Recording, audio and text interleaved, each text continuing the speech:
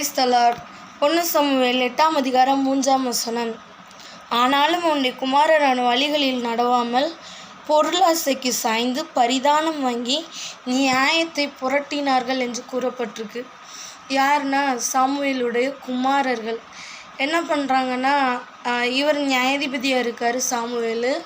ரெண்டாவது ஒரு பையன் பசங்களை என்ன பண்ணுறாரு, நியாயாதிபதிகளாக வைக்கிறாரு.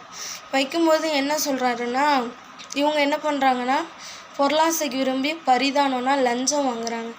வாங்கி அந்த நியாயத்தை என்ன பண்ணுறாங்க, புரட்டுறவங்களாக இருக்காங்க. அப்போது ஆண்டவர் இது எல்லாத்தையும் என்ன பண்ணுறாரு, பார்த்துக்கிட்டே இருக்கார். சரிங்களா? அப்போது இவங்க என்ன பண்ணுறாங்க, அந்த நியாயம் உம்முடைய குமாரர் உங்கள் வழியில் நடக்கலை சாமுவேல், ஸோ எங்களுக்கு நீங்கள் என்ன பண்ணணும், ஒரு ராஜாவை ஏற்படுத்துங்கன்னு சொல்லி இஸ்ரவேல் மக்கள் கேட்குறாங்க. சரிங்களா? அதே போல் இன்னொரு குமாரர்களை பற்றி சொல்லணும்னா, ஏலியின் குமாரர்கள் ஓப்னி பினேகாஸை சொல்லலாம். அப்போ அவங்க என்ன பண்ணுறாங்க, ஏலி நீதியாக நடப்பார். ஆனால் ஏலியின் குமாரர்கள் என்ன பண்ணுவாங்க, அந்த கொழுப்பு தகனிக்கப்படுகிறதுக்கு முன்னால் அந்த பச்சைக்கறி எனக்கு வேணும்னு கேட்பாங்க.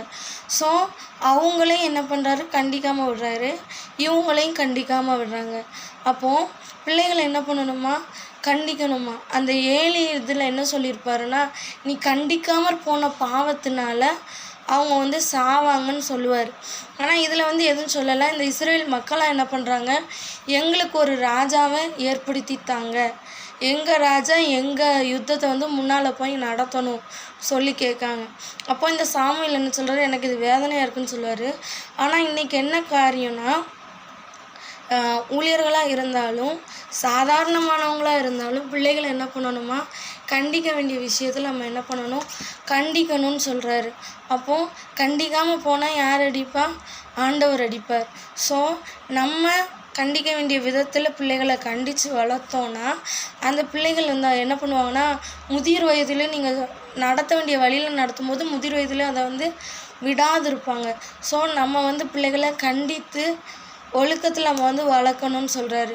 அதனால் நம்ம ஏலி கண்டிக்காமல் போனார். அதே போல் சாமுவேலும் கண்டிக்காமல் போயிருக்கலாம். அதான் அவங்க ராஜாவை ஏற்படுத்தித்தாங்கன்னு கேட்குறாங்க. அதான் ஆண்டவர் என்ன சொல்கிறாரு, பிள்ளைங்களை கண்டித்து வளருங்க, பிரம்பை கையாடாதவன் தன் மகனை பகைக்கிறான். அநேகர் இப்போ 1-2 பிள்ளைங்க தான் இருக்கும். ஸோ கண்டித்தா எங்கே போயிடுவான் நினைக்கிறாங்க. ஆனால் அதெல்லாம் போக மாட்டாங்க. ஆனால் ஆண்டவர் என்ன சொல்கிறாரு, நீ கண்டிக்கலைன்னா நான் அடிப்பேன்னு சொல்கிறாரு. ஸோ நம்ம கண்டித்து வளர்ப்போம். கர்த்தர் தாமே உங்களை ஆசீர்வதிப்பாராங்க. ஆமென்.